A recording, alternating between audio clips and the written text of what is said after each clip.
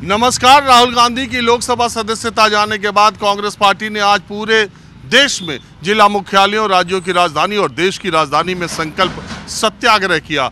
शहरों में बड़े बड़े प्रदर्शन आयोजित हुए और प्रियंका गांधी समेत तमाम कांग्रेस के नेताओं ने प्रधानमंत्री नरेंद्र मोदी और भारतीय जनता पार्टी पर खूब हमलावर रुख अख्तियार किया। उन्होंने कहा कि अडानी मामले पर सवाल पूछने पर राहुल गांधी को सजा मिली है। दूसरी तरफ भारतीय जनता पार्टी ने कहा कि मोदी, ललित मोदी, नीरव मोदी के केस में जो राहुल गांधी ने मोदी सरनेम की बात कही थी, इससे पूरे ओबीसी समुदाय का अपमान हुआ है और लोकतांत्रिक तरीके से ओबीसी समुदाय इसका बदला लेगा।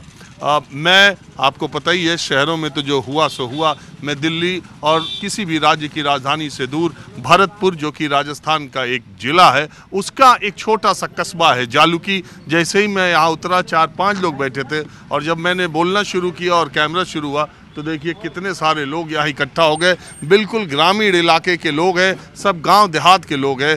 किसान, आप करते क्या है? किसानी करता, जमींदार। आप भी किसान हैं? हाँ जी, खेती करते हैं। आप भी? हाँ जी, किसान खेती करते हैं। तो अभी बड़ा खाली है, अभी तो शाम पूरी हुई भी नहीं और आप बाजार में आ गए। ना, अब हमारे गेहूं रह गए बकाया, सरसों तो निकाल ली। सरसों कट ली? हाँ, सरसों कट गई और कर भी ली सरसों। मतलब घर आ गई? घर आ गई, सरसों घर आ गई। आपने बेच भी दिया? हाँ, कुछ बेचा है। क्या रेट बेचा? 5000। अरे एमएसपी तो 5450 है। राजस्थान सरकार खरीदारी नहीं कर रही है। कांग्रेस यहाँ राजस्थान में एमएसपी पे खरीदारी नहीं कर रही। गहलोत ने हाथ खड़े कर दिए कि हम खरीदारी नहीं करेंगे। पहले होती थी कभी? हाँ, पहले बीजेपी शासन में होती थी। और एक बात ये बताइए कि पिछली बार आपने सरसों कितने में बेचा? 8,000 पिछले साल। और हाँ, बाजार में बिका। अब की बार मंदी हुई है सरसों। यही बाजार का खेल देखिए किसानों को कितना परेशान करता है। क्योंकि मैं पिछली बार गांव में था और सरसों, जब ये जो सरसों के तेल का रेट बढ़ा 200, उसके बाद सरसों का रेट बढ़ा। पहले सरसों का तेल महंगा हुआ, उसके बाद सरसों का रेट ज़्यादा हुआ। पिछली बार 8-8 हज़ार रुपए तक के किसानों ने सरसों बेचे थे। इसलिए इस बार पहले के मुकाबले ज़्यादा सरसों लगाई थी कि सरसों में तेजी है। ज़्यादा लगाई है सरसों में तेजी की वजह से। गेहूं कम लगाया, सरसों ज़्यादा लगाई है। इस बार सरसों ही ज़्यादा है आगे। हाँ, सरसों साहब, गवर्नमेंट की देखो, सरकार की कुछ पॉलिसी ऐसी है।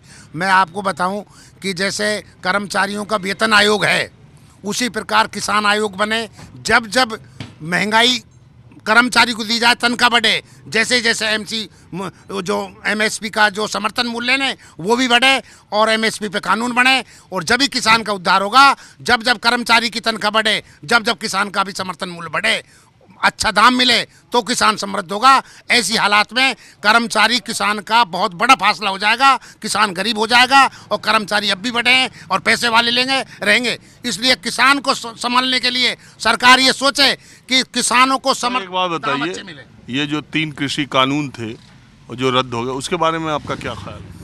देखो, कानून तो जो प्रधानमंत्री मोदी जी ने बनाए वो किसानों के हक में बनाए थे।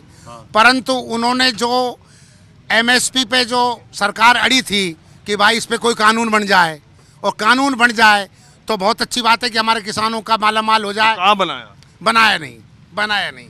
इसलिए पे तो कानून बनना चाहिए, ये हमारी राय। कानून बनना चाहिए इस पे।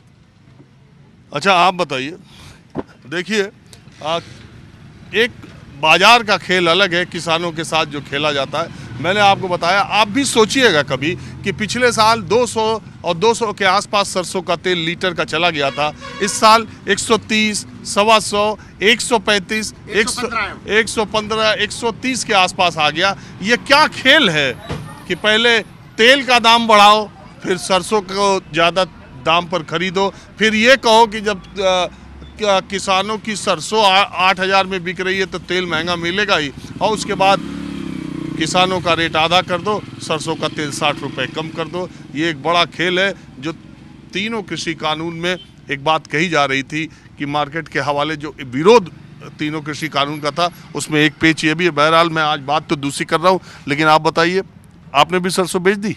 नहीं बेची साहब, निकली ना। अच्छा, अभी हुई नहीं। हाँ, अच्छा, मैं चलिए सरसों और खेती के, चूँकि किसान मिल जाते हैं तो मैं थोड़ा खेती किसानी की गांव की बात करने लगता हूँ, लेकिन मैं आया इसलिए हूँ कि ये जो राहुल गांधी की सदस्यता गई है, इसके बारे में गांव देहात के लोगों को कोई चर्चा है? नहीं, कोई चर्चा नहीं हमारे पास तो ऐसी कोई जानकारी? ना कोई जानकारी नहीं। और कांग्रेस और नेता है साहब, यही तो बात कर लो। हाँ? उपदेश ही नेता है साहब हमारे तो यही यही देसी नेता है? नेता है, उपदेश है इसका नाम। अच्छा, हाँ, यही जानता है इसमें मतलब किस पार्टी के नेता? ये साहब या कोई पार्टी मतलब ये मन कर जितने को चल दे या कोई पार्टी ना है।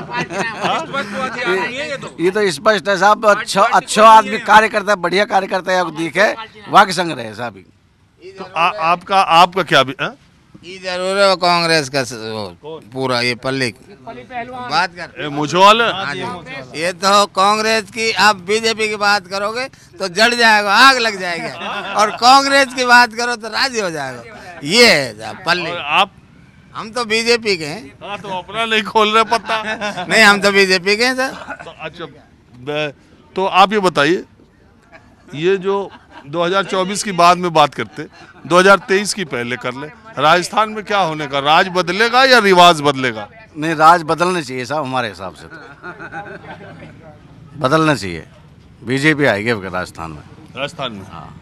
इसकी वजह क्या? ये तो कभी हाँ, बस मतलब ये चलता रहे साहब हमारे राजस्थान में, ऐसा ही सिस्टम है, एक बार कांग्रेस एक बार बीजेपी। लेकिन एक बात है एक मिनट, अगर ऐसे ही हर बार अच्छा काम करने वाले की भी सरकार बदल जाए, मैं नहीं कहता कि गहलोत सरकार ने कैसा काम किया, लेकिन मान लो अगली सरकार आए, उसे ये पहले ही मालूम हो कि अच्छा काम या खराब करने पे भी बदलना ही है, तो फिर वो अच्छा काम क्यों करेगा?